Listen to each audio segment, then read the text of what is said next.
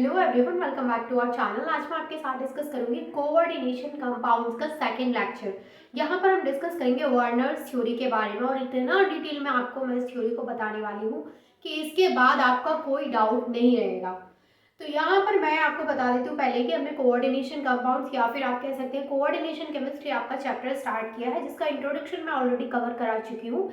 यहाँ पर हम वर्नर्स थ्योरी को बहुत ज़्यादा डिटेल में पढ़ने वाले हैं, तो चलिए स्टार्ट करते हैं। तो सबसे पहले समझ लीजिए कि वर्नर्स थ्योरी को वर्नर्स थ्योरी कब आई थी और किस लिए आई थी। तो देखो, वर्नर्स थ्योरी जो थी वो 1893 में अल्फ्रेड वर्नर ने दी थी। और इसको दिया क्यों था, तो हम कोऑर्डिनेशन कंपाउंड्स के बारे में पढ़ रहे हैं, तो उन कंपाउंड्स का स्ट्रक्चर एंड फॉर्मेशन पता करने के लिए उन्होंने इस थ्योरी को दिया था। यानी जो वर्नर्स थ्योरी है वो कब आई थी भाई, 1893 में आई थी। और किस लिए आई थी ये थ्योरी, तो ये बताती है structure and formation of compounds. जो आपके पास जो कंपाउंड्स है कोऑर्डिनेशन कंपाउंड्स या कॉम्प्लेक्स कंपाउंड, उनका स्ट्रक्चर बताती है और उनका फॉर्मेशन कैसे हुआ है ये बताती है। इसलिए वर्नर ने ये थ्योरी दी थी। अब देखो, वर्नर फर्स्ट केमिस्ट थे, फर्स्ट इनऑर्गेनिक केमिस्ट थे जिनको नोबेल प्राइज दिया गया था केमिस्ट्री के लिए 1913 में। तो हम क्या लिखेंगे, वर्नर क्या थे, वर्नर थे हमारे इनऑर्गेनिक फर्स्ट इनऑर्गेनिक केमिस्ट थे। जो वर्नर थे वो क्या थे, फर्स्ट इनऑर्गेनिक केमिस्ट थे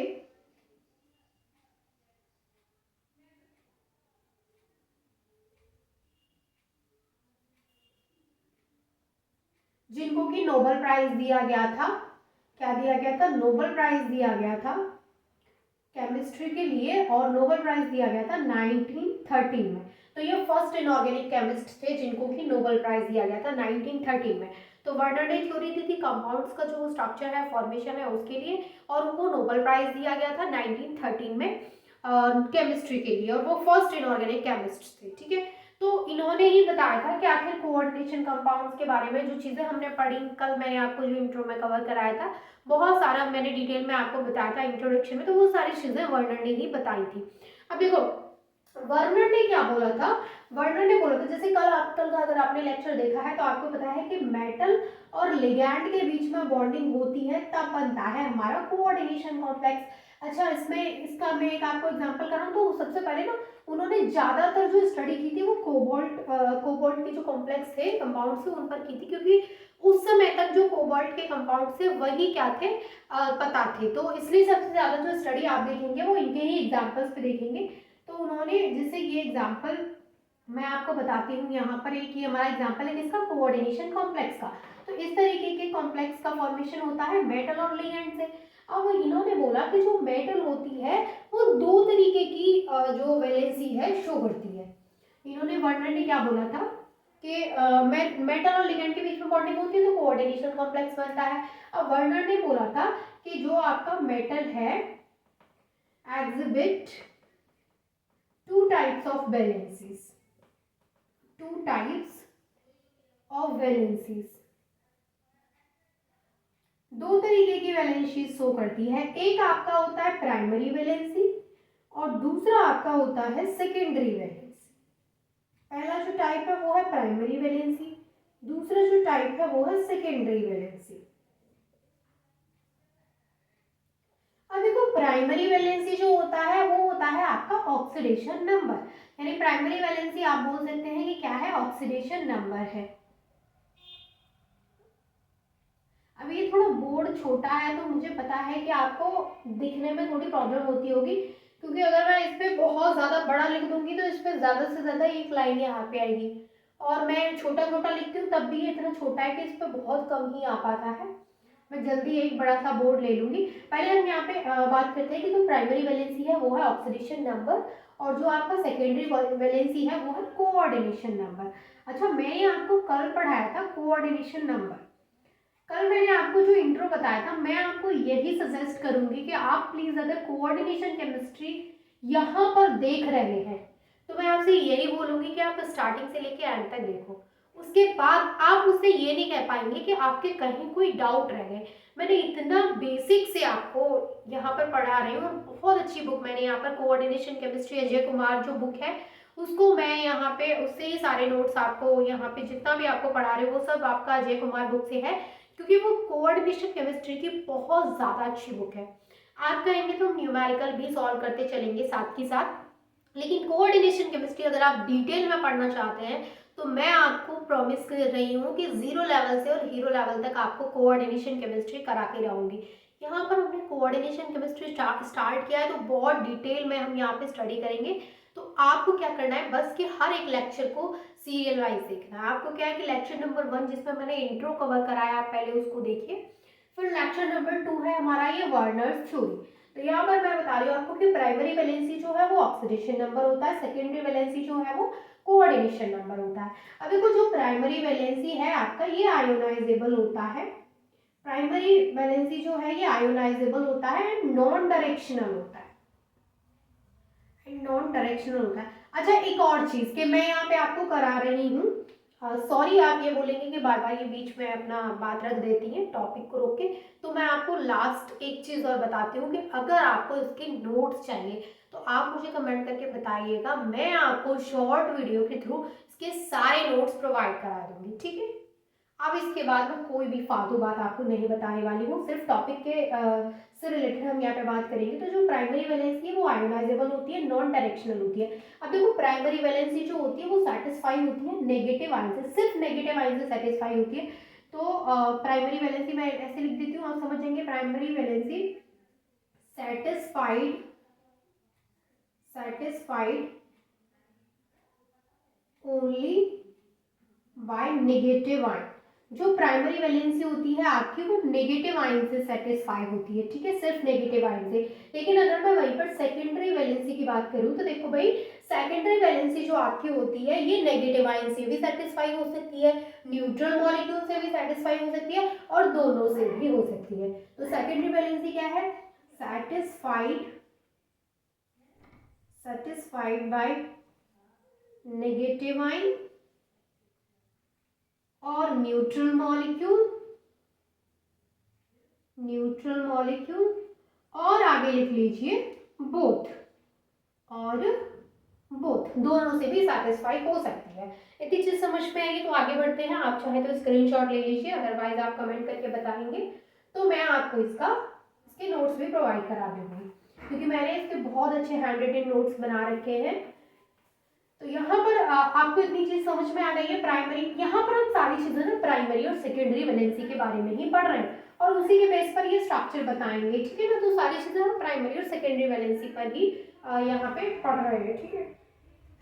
चलिए अब देखिए, यहाँ पर इन्होंने बोला कि जो प्राइमरी वैलेंसी है आपकी, जब ये स्ट्रक्चर बनाएंगे तब मैं आपको दिखाऊंगी जो आपकी इससे भी पहले मैं आपको एक और चीज बता देती हूँ। प्राइमरी वैलेंसी तो ठीक है, अब आपने प्राइमरी वैलेंसी पढ़ा, आपने सेकेंडरी वैलेंसी पढ़ा, तो क्या आपके मन में ये एक ख्याल नहीं आया कि आखिर स्ट्रक्चर आपके पास कंपाउंड है तो आप कैसे बताएंगे कि इसकी प्राइमरी वैलेंसी क्या है। हाँ, आपको ये पता है कि ऑक्सीडेशन नंबर है प्राइमरी वैलेंसी, और आपको ये भी पता है कि कोऑर्डिनेशन नंबर है सेकेंडरी वैलेंसी, बट अगर कोई क्वेश्चन आता है तो उसमें भी तो आपको पता होना चाहिए कि कैसे इस क्वेश्चन के लिए हम बताएंगे कि इसका प्राइमरी वैलेंसी क्या है और सेकेंडरी वैलेंसी क्या है। तो चलिए यहाँ पर कुछ क्वेश्चंस मैं आपको कराती हूँ। जैसे कोबाल्ट के हम सबसे ज्यादा यहाँ पे क्वेश्चन लेंगे, क्योंकि मैंने आपको बता दिया कि कोबाल्ट के कंपाउंड के सबसे पहले पता था, तो उनके बारे में ही सब सारी स्टडी हुई थी, ठीक है। तो सबसे पहले हमने कोबाल्ट NH3 का होल 6 Cl3 लिया है। दूसरा हमने यहाँ पे लिया है NH3 का होल 5 Cl और यहाँ पे आएगा Cl2। तीसरा जो हमने यहाँ पे लिया है वो है NH3 का होल 4 Cl2 एंड यहाँ पर आपका Cl। भाई ये आपके पास 3 यहाँ पर एग्जाम्पल्स दिए रखे हैं, और बताइए इसकी प्राइमरी वैलेंसी क्या होगी और बताइए इसकी सेकेंडरी वैलेंसी क्या होगी। बताइए भाई इसकी प्राइमरी वैलेंसी क्या होगी और सेकेंडरी वैलेंसी क्या होगी। अब देखो यहाँ पर प्राइमरी वैलेंसी और सेकेंडरी वैलेंसी को हम कैसे बताएंगे, तो आपको पता है कि ये हमारा न्यूट्रल है, तो अगर हम इसका ऑक्सीडेशन स्टेट निकालेंगे, इसका ऑक्सीडेशन नंबर निकालेंगे, तो इसका वो -3 है तो इसका क्या आएगा, +3 आएगा। आप देखो ऑक्सीडेशन नंबर निकालना तो सीख ही लो, क्योंकि ऑक्सीडेशन नंबर आपको नहीं आता होगा तो बहुत दिक्कत होगी आपको कोऑर्डिनेशन कंपाउंड। और अगर आपको नहीं आता है तो आप मुझे कमेंट करके बताइएगा, मैं एक सेपरेट वीडियो में आपको सभी के जो ऑक्सीडेशन नंबर है वो निकालना सिखाऊंगी, ठीक है। कोऑर्डिनेशन नंबर आज आपको पता है कि जितने नंबर ऑफ लिगेंड्स आपके जुड़े हुए हैं वो आपका कोऑर्डिनेशन नंबर है, वो मैंने आपको कल भी बताया था। इजी सा है कि जितने आपके लिगेंड्स यहाँ पर जुड़े हुए हैं वो आपका कोऑर्डिनेशन नंबर में आ जाता है। बाकी ऑक्सीडेशन नंबर आप निकालना सीख लो। ऑक्सीडेशन नंबर आपने निकाल लिया तो वही आपका प्राइमरी वैलेंसी है। तो ये न्यूट्रल है आपका, तो यहाँ पे इसका -3 होगा तो इसका क्या होगा +3, तो यहाँ पर 3 आपका प्राइमरी वैलेंसी है। सेम इसके केस में भी न्यूट्रल, यहाँ पे भी +3, यहाँ पे भी +3। इन तीनों के केस में क्योंकि कोबाल्ट की हम बात कर रहे हैं तो इन तीनों के केस में इसकी प्राइमरी वैलेंसी क्या होगी, +3 ही होगी। अगर मैं यहाँ पे सेकेंडरी वैलेंसी की बात करूँ तो सेकेंडरी वैलेंसी दैट मींस कि आपका कोऑर्डिनेशन नंबर है। एंड कोऑर्डिनेशन नंबर क्या होता है भाई, नंबर ऑफ लिगैंड्स होते हैं। तो यहाँ पे नंबर ऑफ लिगैंड्स कितने हैं 6, तो इसकी सेकेंडरी वैलेंसी हो गई 6। यहाँ पर नंबर ऑफ लिगैंड्स कितने हैं 5 ये है और एक यहाँ पर है, तो ये हो गया 6, यहाँ पर भी 6 है। यहाँ पर नंबर ऑफ लिगैंड्स कितने हैं 2 ये है और 2 ये है, तो सॉरी 2 नहीं है ये 4 ये है और 2 ये है, तो ये भी हो गया 6। तो आप इस तरीके से किसी भी कंपाउंड की प्राइमरी एंड सेकेंडरी वैलेंसी को बता सकते हैं। Is it clear to all of you? चलिए वेरी गुड। अब हम यहाँ पे बात करेंगे कुछ और चीजों की।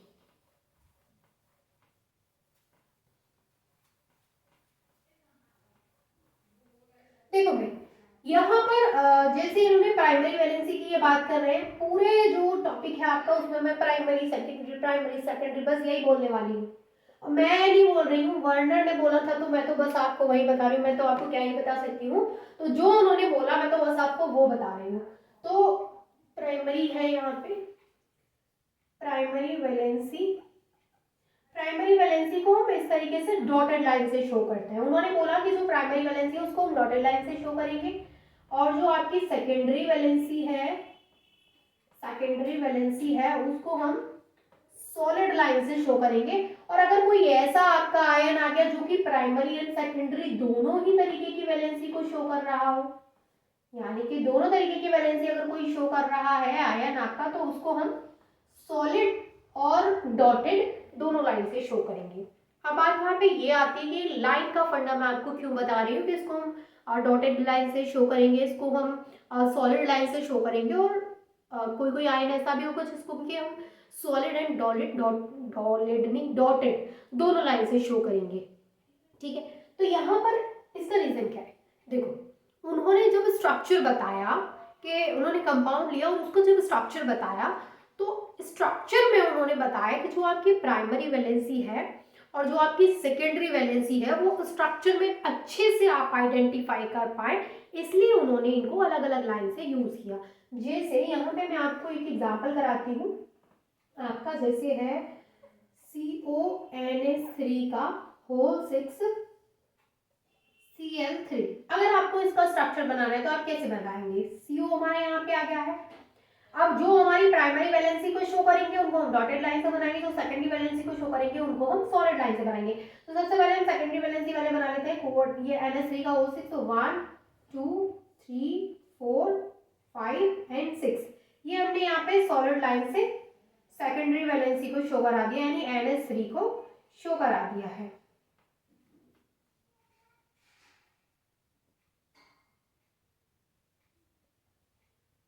ठीक है जी। अब यहाँ पर हमें क्या करना है, ये तो हमने सॉलिड लाइन से शो करा दिया सेकेंडरी वैलेंसी को। अब हमें प्राइमरी वैलेंसी को शो कराना है, तो प्राइमरी वैलेंसी क्या है इसकी, ये 3, तो यहाँ पे हम डॉटेड लाइन से इस तरीके से शो करा देंगे। जैसे आपने एक यहाँ पे शो करा दिया, एक Cl, एक आपने यहाँ पर शो करा दिया 2 Cl, और एक आपने यहाँ पर शो करा दिया, या फिर आप इसको यहाँ शो करा लीजिए।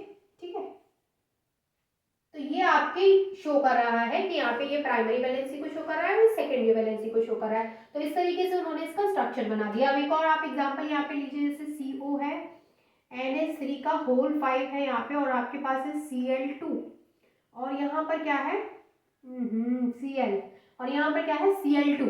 तो इस केस में आप इसका कैसे बनाएंगे, CO आपने बना लिया, सबसे पहले आपने 5 NH3 को बनाना है क्योंकि आपको सॉलिड लाइन से बनाना है। और ये देखो ये आपका प्राइमरी एंड सेकेंडरी दोनों वैलेंसी को शो कर रहा है, तो इसको हम ये वाला इस तरीके से बनाएंगे। तो सबसे पहले हम 5 NH3 बनाते हैं, 1 2 3 4 5, तो यहाँ पे हो गया NH3 सॉलिड लाइन से बनाएंगे क्योंकि सेकेंडरी वैलेंसी को शो कर रहा है ये NH3।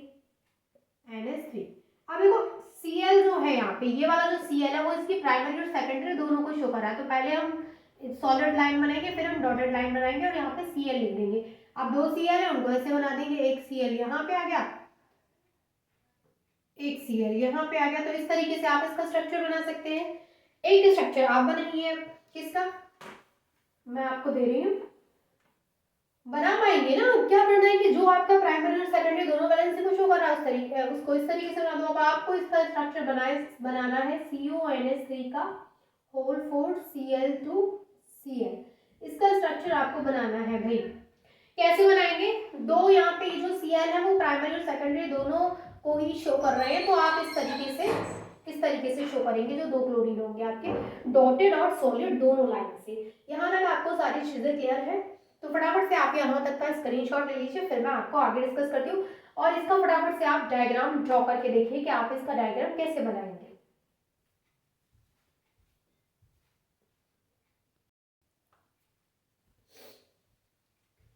चलिए सॉल्व हो गया ये। अब आगे देखो, ये सॉल्व करना आया आपको कि नहीं आया है तो आप फिर से समझो मैंने क्या समझाया था, कि मैं ही बता दूं। चलो मैं ही बता देती हूँ। नहीं, मैं नहीं बताऊंगी, आपको खुद करना है, क्योंकि मैं बता दूंगी तो फिर आपकी प्रैक्टिस के लिए क्वेश्चन आपको कहाँ से मिलेगा, आपको खुद से बनाना है। नहीं आया तो फिर से समझो मैंने क्या बोला था कि प्राइमरी और सेकेंडरी जो दोनों वैलेंसी को आपका सेटिस्फाई कर रहा है उसको आप डॉटेड लाइन से बनाएंगे और सॉलिड लाइन से दोनों लाइन आप खींच देंगे। जैसे Cl2 आपका, तो उसमें डॉटेड और सॉलिड दोनों लाइन आएंगी। अब देखो इन्होंने बोला, जो वर्णन थे इन्होंने बोला कि ऐसा कॉम्प्लेक्स जिसका कोऑर्डिनेशन नंबर 6 है। ऐसे कॉम्प्लेक्स की बात कर रहे हैं ये जिसका कोऑर्डिनेशन नंबर 6 है। तो वर्णन ने बोला कि जिनका कोऑर्डिनेशन नंबर 6 होता है वो 3 तरीके की ज्योमेट्री शो करते हैं। 3 तरीके की कौन कौन सी ज्योमेट्री होती है भाई? एक तो पॉसिबिलिटी है कि वो हेक्सागोनल हो सकते हैं, हेक्सागोनल ज्योमेट्री शो कर सकते हैं। दूसरी पॉसिबिलिटी ये है कि वो ट्राइगोनल प्रिज्मेटिक ज्योमेट्री शो कर सकते हैं। और तीसरी जो इन्होंने पॉसिबिलिटी बताई वो थी कि ये ऑक्टाहेड्रल ज्योमेट्री शो कर सकते हैं। अब देखो इन्होंने बोला कि वो हेक्सागोनल हो सकते हैं या ट्राइगोनल प्रिज्मेटिक हो सकते हैं या ऑक्टाहेड्रल हो सकते हैं। अब हेक्सागोनल की अगर मैं बात करूं तो उसमें क्या होगा, मेटल आपका ये है, एक लिगेंड यहाँ, एक लिगेंड यहाँ, एक लिगेंड यहाँ, एक लिगेंड यहाँ, एक लिगेंड यहाँ, एक लिगेंड यहाँ, यानी इस तरीके की जो आपकी ज्योमेट्री होगी वो आपकी हेक्सागोनल में आएगी, इस तरीके की ज्योमेट्री। ठीक है, तो अगर इन्होंने बोला कि अगर 6 आपका कोऑर्डिनेशन नंबर है तो इस तरीके की ज्योमेट्री आपका शो कर सकता है हेक्सागोनल में। तो ये तो आपका एग्जांपल हो गया हेक्सागोनल का। ट्राइगोनल प्रिज्मेटिक में क्या बोला इन्होंने कि वो इस तरीके की ज्योमेट्री शो कर सकता है कि आपका मेटल है,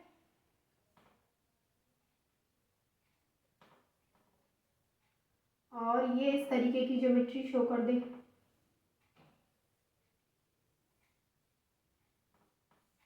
ठीक है जी, से 1 2 3 4 5 6 इस तरीके से ये आपका ट्राइगोनल प्रिज्मेटिक हो जाएगा। और ऑक्टाहेड्रल जो इन्होंने बताया उसमें आपका जो मेटल है वो इस तरीके से जुड़ा होगा। ये आपके 2 लिगेंड ये हो गए और 4 लिगेंड आपके ये हो गए, तो ये इस तरीके से बॉन्डिंग होगी इनकी।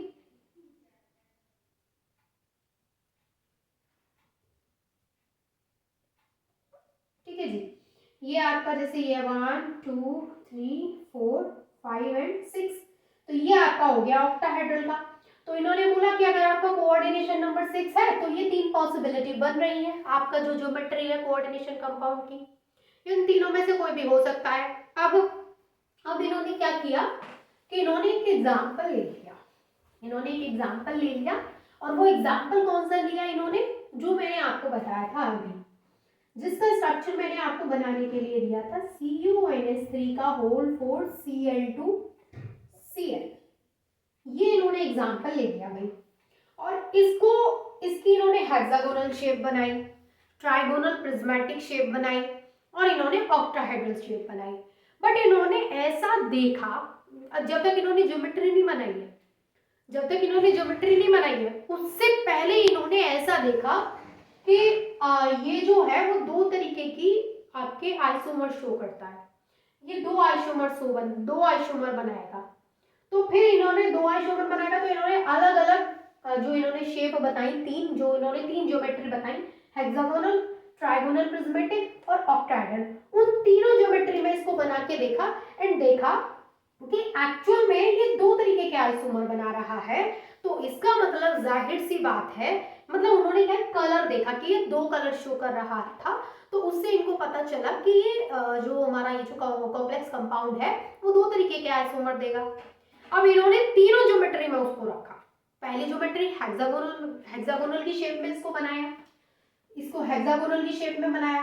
दूसरी ज्योमेट्री इसको ट्राइगोनल प्रिज्मेटिक की शेप में बनाया और तीसरी ज्योमेट्री इसको ऑक्टाहेड्रल की शेप में बनाया।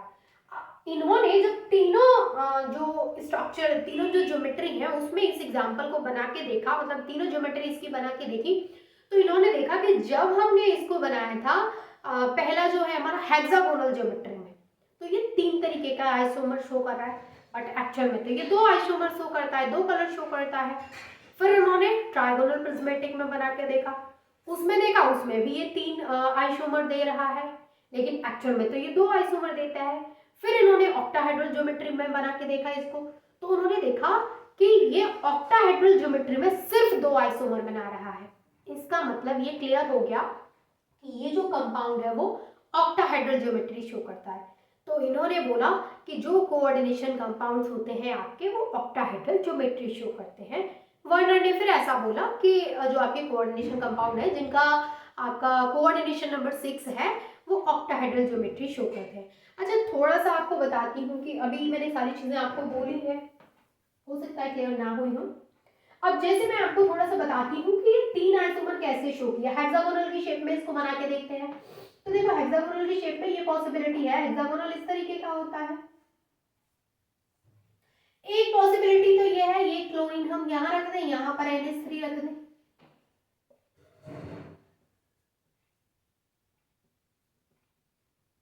तो ये 1,2 वाला आइसोमर, एक आइसोमर तो ये बना दिया इसने। मैं हेक्सागोनल की बात कर रही हूँ, याद रखिएगा मैं हेक्सागोनल की बात कर रही हूँ, ऑक्टाहेड्रल की बताऊंगी। यानी हेक्सागोनल में ये तीन आइसोमर शो कर रहा है, तो मैं आपको बता रही हूँ कैसे शो कर रहा है। दूसरा ये है कि इन्होंने एक क्लोरीन यहाँ रख दिया, दूसरा 3 पोजीशन पे रख दिया, यहाँ पे NH3 लगा दिया, यहाँ पे NH3, यहाँ पे NH3 और यहाँ पर भी NH3, तो ये 1,3 पोजीशन वाला आइसोमर बन गया। तीसरा जो आइसोमर और बन रहा है वो ये वाला बन रहा है 1,4 पोजीशन पर, 1 2 3 4, यहाँ पर NH3 जुड़े हैं,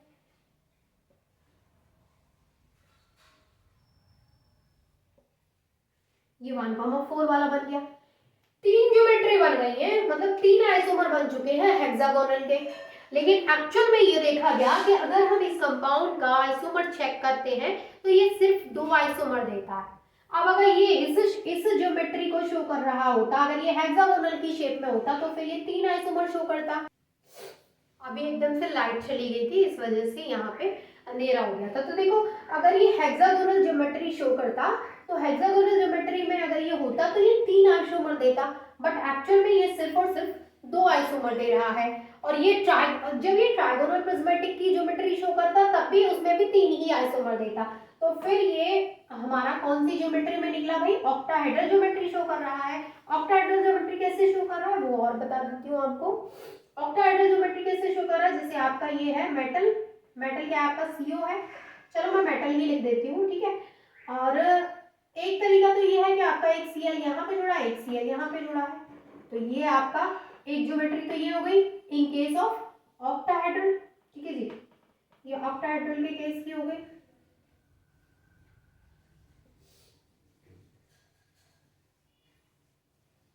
ठीक है, अब जो दूसरा यहाँ पे तरीका है वो ये है कि आपका जो मेटल है और यहाँ पर ये 1,2 पोजीशन पर क्लोरीन जुड़े हैं और यहाँ पर आपका NH3 लगा है, तो 1,2 पोजीशन के हो गए, यहाँ पर भी आपका NH3, तो दूसरी हो गई। ये ऑक्टाहेड्रल में दो आइसोमर इसने शो किए हैं।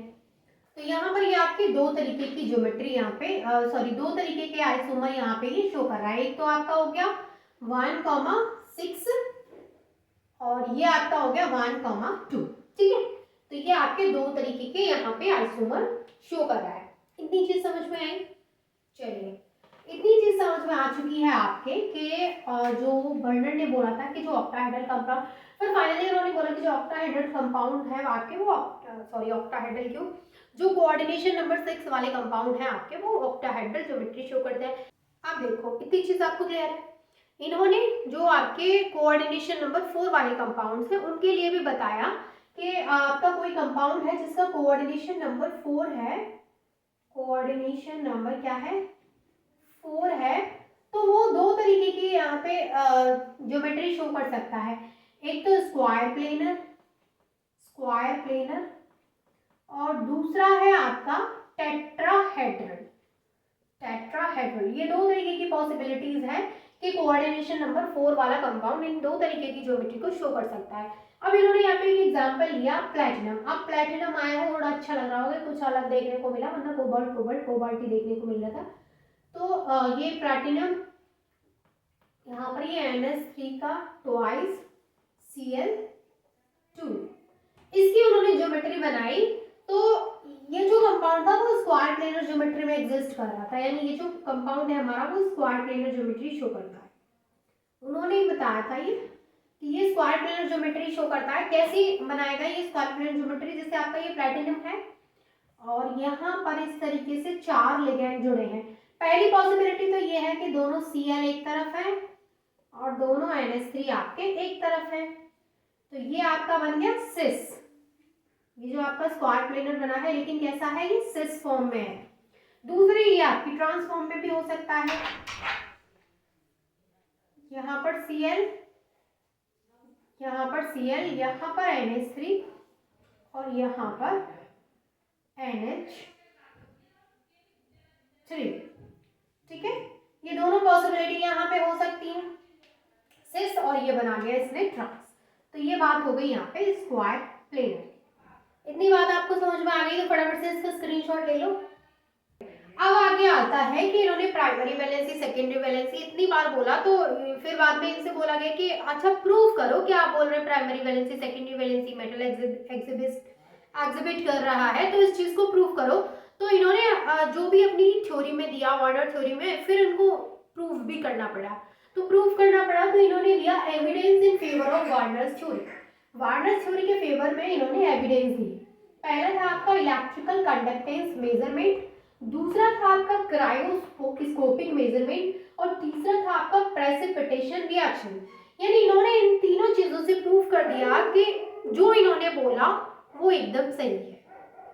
ठीक है, चलो सबसे पहला इलेक्ट्रिकल कंडक्टेंस मेजरमेंट में इन्होंने बोला कि कोई भी आपके पास जैसे कंपाउंड है, तो आपने अगर मान के उसको उसके एक्वस सॉल्यूशन में लिया, यानी उसको आपने जैसे वाटर के साथ में उसकी रिएक्शन कराई, उसको आपने एक्वस सॉल्यूशन में लिया, तो वो आयंस में ब्रेक होगा। तो इन्होंने बोला कि जितने ज्यादा आयंस में वो ब्रेक होगा उतना ही ज्यादा उसका इलेक्ट्रिकल कंडक्टेंस होगा। जितने ज्यादा आयंस वो देगा ब्रेक होने के बाद उतना ही ज्यादा उसका इलेक्ट्रिकल कंडक्टेंस होगा। तो इन्होंने क्या किया कि इन्होंने एग्जांपल लिया, जैसे CONH3 का होल 6 Cl3, दूसरा था CONH3 का होल 5 Cl2, तीसरा आपका एग्जांपल था यहाँ पे CONH3 का होल 4 Cl2 Cl, और चौथा नहीं तीसरा यहाँ तक रहने दो, हाँ एक और ले लेते हैं यहाँ पे एग्जांपल NH3 का होल 3 Cl3। ये इन्होंने यहाँ पे एग्जांपल लिए। ठीक है, फिर इन्होंने बोला कि जब हम इनको इनके एक्वस सॉल्यूशन में ले जाते हैं, जब हम इनको आयंस में ब्रेक करते हैं तो सबसे ज्यादा आयंस में ये ब्रेक होगा, फिर उससे कम आयंस में ये ब्रेक होगा, उससे कम आयंस में ये ब्रेक होगा, उससे कम आयंस में ये ब्रेक होगा, यानी सबसे ज्यादा आयंस हमें ये देगा। जब आप इसको इसके एक्वस सॉल्यूशन में ले जाएंगे तो सबसे ज्यादा आयंस इसमें मिलेंगे देगा ये, तो इसका इलेक्ट्रिकल कंडक्टेंस सबसे ज्यादा होगा। उससे कम इसका, फिर ये थोड़ा कम देगा तो इसका ये होगा, फिर उससे भी कम इसका होगा, और ये आपका 6 देगा, ये 4 देगा, ये 2 देगा और ये आपका 0 देगा। तो इन्होंने बोला कि जितने ज्यादा आपके आयंस मिलेंगे उतना ही ज्यादा आपका इलेक्ट्रिकल कंडक्टेंस होगा। यानी यहाँ पे आप ऐसे लिख लीजिए कि आयंस जितने ज्यादा मिलेंगे इलेक्ट्रिकल कंडक्टेंस इलेक्ट्रिकल कंडक्टेंस जो है वो भी उतना ही ज्यादा होगा। फिर दूसरा इन्होंने बोला, फिर दूसरा और इन्होंने प्रमाण दिया उस चीज को। दूसरा और इन्होंने क्या दिया यहाँ पे कि क्रायोस्कोपिक मेजरमेंट दिया। इससे भी इन्होंने दूसरा जो प्रूफ था वो ये था। इसमें इन्होंने क्या बताया, देखो ये एक कॉलिगेटिव प्रॉपर्टी है जिसमें इन्होंने डिप्रेशन इन फ्रीजिंग पॉइंट से रिलेटेड बताया कि जितने ज्यादा आयंस आपके होंगे, जितने ज्यादा आयंस आपके होंगे उतना ही ज्यादा उसका क्या होगा, डिप्रेशन इन फ्रीजिंग पॉइंट होगा, डिप्रेशन इन फ्रीजिंग पॉइंट होगा। तो अगर मैं डिप्रेशन इन फ्रीजिंग पॉइंट की बात करूं तो सबसे ज्यादा इसका होगा, फिर इसका होगा, फिर इसका होगा, फिर इसका होगा, क्योंकि सेम है आयंस इसमें ज्यादा है तो इसका सबसे ज्यादा होगा। फिर ये सारी चीजें भी समझ में नहीं आई। तो फिर इन्होंने तीसरा लास्ट बताया प्रेसिपिटेशन रिएक्शन। प्रेसिपिटेशन रिएक्शन में इन्होंने क्या किया कि ये जो आपके ये जो कंपाउंड है इनको रिएक्ट कराया KgNO3 के साथ में। तो यहाँ पर इन्होंने देखा कि जब आपने इसको रिएक्ट कराया, किसको, COCl3 डॉट 6NH3, दूसरा है आपका COCl3 डॉट 5NH3, तीसरा है आपका COCl3 डॉट 4NH3, चौथा है आपका COCl3 डॉट 3NH3। तो इन्होंने देखा कि जब ये AgNO3 के साथ में रिएक्ट कर रहा है तो यहाँ पर ये जो है आपका वो 3 क्लोराइड आयंस प्रेसिपिटेट हो रहा है। यहाँ पर 3 क्लोराइड आयन प्रेसिपिटेट हो रहे हैं, यहाँ पर 2 क्लोराइड आयन प्रेसिपिटेट हो रहे थे, यहाँ पर 1 क्लोराइड आयन प्रेसिपिटेट हो रहा था और यहाँ पर 0, एक भी प्रेसिपिटेट नहीं हो रहा था। तो ये उन्होंने बताया अपनी वर्नर थ्योरी में। और ये तीनों चीजों के बाद ये प्रूफ हो गया कि वर्नर क्या थे, बिल्कुल सही बोल रहे थे, उनकी सारी चीजें एकदम सही है। तो यहाँ पर आपको क्लियर हुआ इलेक्ट्रिकल कंडक्टेंस, क्रायोस्कोपिक मेजरमेंट, एक समझ में आ गया। तो तीनों इसी से रिलेट कर रहे हैं, बस यही एग्जांपल्स आपको उठा के उसमें रखने। फटाफट से आप लीजिए इसका स्क्रीनशॉट। तो यहाँ तक आपको सारी चीजें क्लियर हैं। आई होप कि आपको वर्नर थ्योरी बहुत अच्छे से क्लियर हो गई होगी। कहीं भी कैसा भी डाउट है आप कमेंट करके पूछ सकते हैं। और प्लीज वीडियो अच्छा लगा हो तो वीडियो को लाइक एंड चैनल को सब्सक्राइब जरूर करना। एंड इसके अलावा इसके नोट्स आपको चाहिए आप कमेंट करके बताना, मैं आपको शॉर्ट वीडियो के थ्रू उसके नोट्स प्रोवाइड करा दूंगी। एंड जो शॉर्ट वीडियो है उसका लिंक इसके डिस्क्रिप्शन में दे दूंगी, तो आपको नोट्स मिल जाएंगे। एंड आई होप यहाँ तक सारी चीजें क्लियर हैं। Thank you so much for watching this video.